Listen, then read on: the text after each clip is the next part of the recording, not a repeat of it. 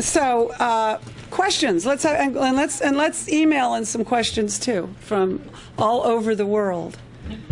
Please, somebody start. It's terribly awkward when nobody jumps in. Yes. What are you doing now? What am I doing now? I'm pimping my book and making some baby steps into venturing back into the job market. It is a very scary place to be trying. I lie awake at night afraid I'll never work again because what I've found lately is everybody says, well, use the people you know, use your contacts. So I write a very bright letter to somebody I know saying, well, it's Carol, you know, and I really value our friendship, and I'm wondering if you can give me some guidance or whatever, you know, because I want to get back into the job market. Here's my resume. Here's what I'm interested in. Here's what I'm eager to do. And I don't hear back from them. Moreover, if I see them at a party or I pass them on the street, they avoid me. And so I'm at that juncture right now is, do I keep knocking off friends by writing to them about work? Or do I just go on Craigslist? I don't know. I am an eternal optimist, but I'm hoping to, at this stage in my life, you know, reinvent myself. And I find it very exciting. And I don't feel I have to be in Washington. I don't feel I have to do anything I've done before, but I would love to use my intelligence, my experience, and you know, my ability to survive tsunamis, to find work. But that's me right now. Where's Spencer? Spencer, I was telling Liz this, as we speak, he's making deliveries for Georgetown Cupcake because that's where he works. But he just finished his freshman year at Georgetown. He did very well, so well that he had his wish come true. He wanted to go to college, not where he lives. He wanted to move away someplace that was completely different from Washington. He sounds like his mother. And he applied to the University of Texas in Austin and was accepted. And we'll be driving down there in August, not exactly the coolest time of year, to deliver him to school. But he's very excited, and I'm excited for him. It's going to be weird. We've been together since 1997, you know, driving each other crazy in good and bad ways. So this will be the ultimate empty nest. Yes? When did you know that you had a book? You know, I think I knew it, like, at the beginning. One thing I was doing, again, it was a kind of therapy. In my marriage, we talked all the time. We just talked all the time. We'd call each other up all day long. So I had this conversation going with Howard until we fell asleep and when we woke up in the morning. I would come home at night after these just god-awful days. And I didn't have anybody to talk to. I'd put Spencer to bed, so I'd sit and I'd write, almost like a diary. This was pre-blogs, so maybe it would have been a blog. But I would just write down everything that had happened to me. And it became this kind of narrative. Then I put it away. And my therapist at one point said to me, you know, you really should do something with this because lots of women go through what you're going through and nobody talks about it, and you know, there's no literature out there about it. And he was right, because I went and looked to see if I could find literature on, you know, just loss and widowhood and, you know, getting hit with everything at once. And there weren't books like that. There also weren't books which interested me when I became the solo parent of a bereft 5-year-old. It was almost impossible to find books about how to raise a kid with a parent who's died. You could find books about grandpa dying. You could find books about a pet dying. You could even find books about leaves dying, for a metaphor. But I couldn't find any books about the death of a parent. And I felt that those were waters that were the toughest to navigate. And if my book was nothing else, it would be something you could read that gave comfort to men or women trying to raise children alone. You know, they say in Washington, if you want a friend, get a dog. How were your friends through this ordeal? Did you have a support system? Mixed bag, and I talk about that in Innocent Spouse. It's interesting. You know, when Howard died, we dated other married people. You know, as a couple, we go out with other couples. I always called it, you know, dating. You know, we're dating this couple now, and then we're dating that couple. But all our friends were married. And then when Spencer was born, our circle of friends tended to become other parents.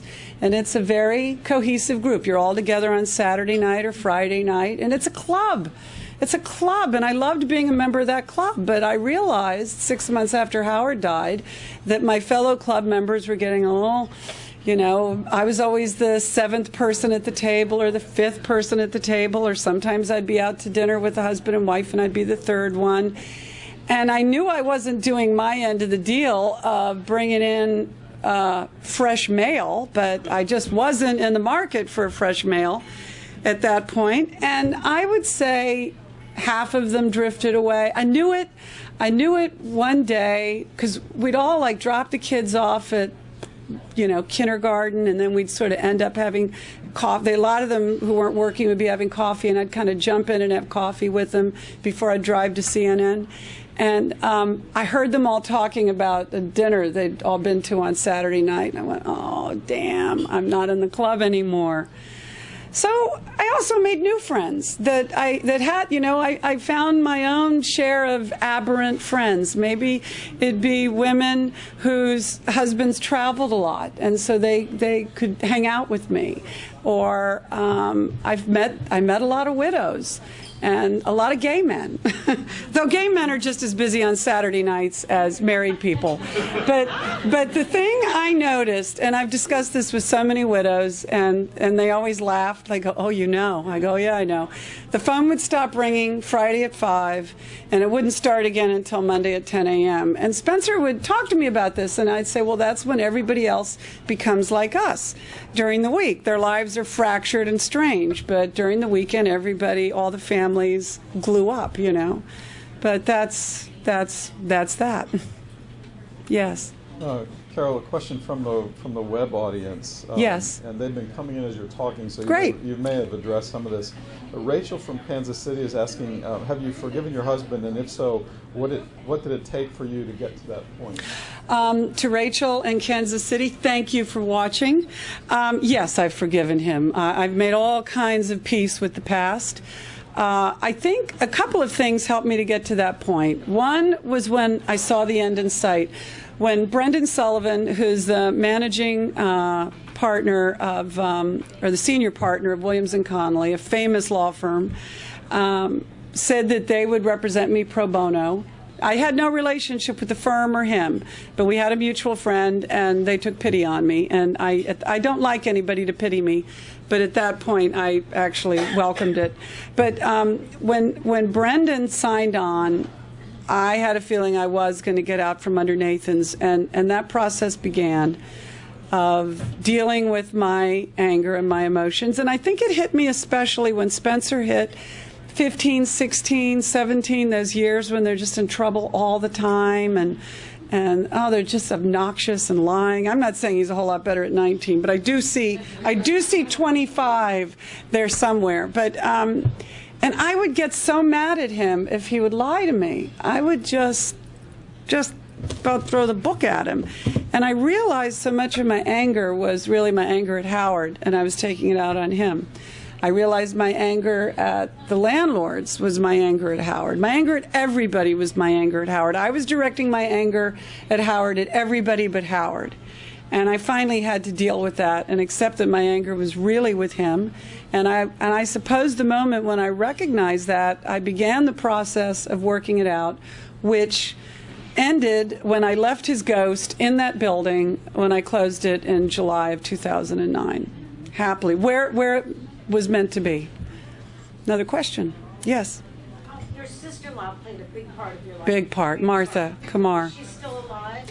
Martha Kumar is very much alive, lives near me in Georgetown with her husband, VJ. My nephew Zal is a tax lawyer in Los Angeles. But Martha and I got through this, just arm in arm. And she is a presidency scholar. She's at the White House every day observing the relationship between the White House press corps and the media, or in the White House, and we're in touch all the time. We'll be celebrating her birthday in a couple of weeks. Yes. Questions from the audience out there? I'll try to condense them. There are a lot of questions from men, but interestingly, I love that men love this book as much as they do. Well, more men. They also do relate to the IRS. Yeah, don't they? So I'm going to ask Eric. Eric from New Smyrna Beach is asking if you can describe your experience with the IRS a bit more. How were you treated, and did they have any sympathy? It's very interesting, and this is why I tell anybody involved with the IRS, get a lawyer. Don't ever contact them yourself. I had lawyers from the beginning.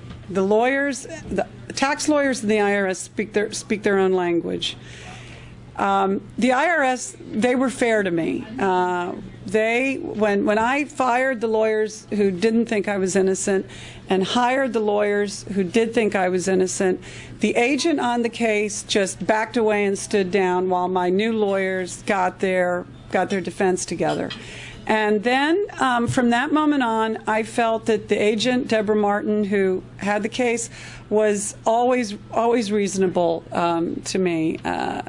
It was just never a bad experience. I felt I could be their poster child. But an interesting contrast to that is I would just get letters almost daily from the IRS, because there's the track of the bureaucracy that just keeps telling you they owe you money, and then there's the track where your lawyers are negotiating, and the two don't necessarily connect.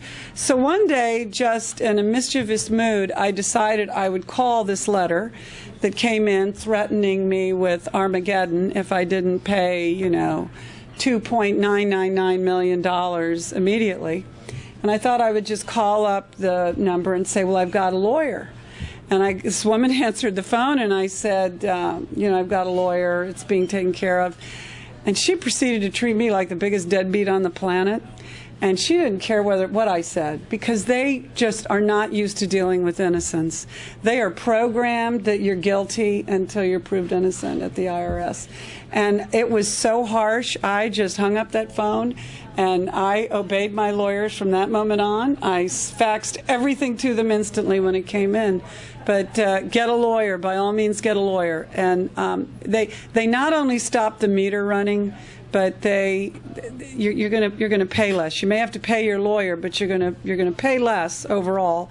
And if you can't afford a lawyer, I find big firms have pro bono programs or clinics. It's worth pursuing every avenue to get a lawyer rather than talking to the IRS yourself, no matter what the debt is. Yes? Another from? Yes. Yeah. Okay. Good. One.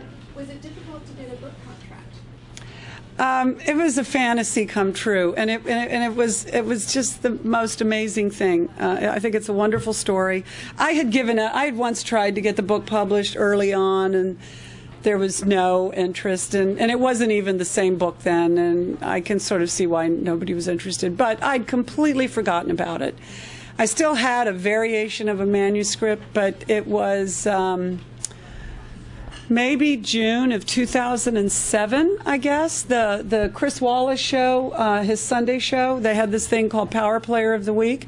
And out of the blue, they asked if they could do me as a Power Player of the Week because of my Q&A cafe at Nathan's. And they did it, and it was a wonderful piece that aired on a Sunday. And a few days later, I got an email from a woman who said she was a literary agent in New York.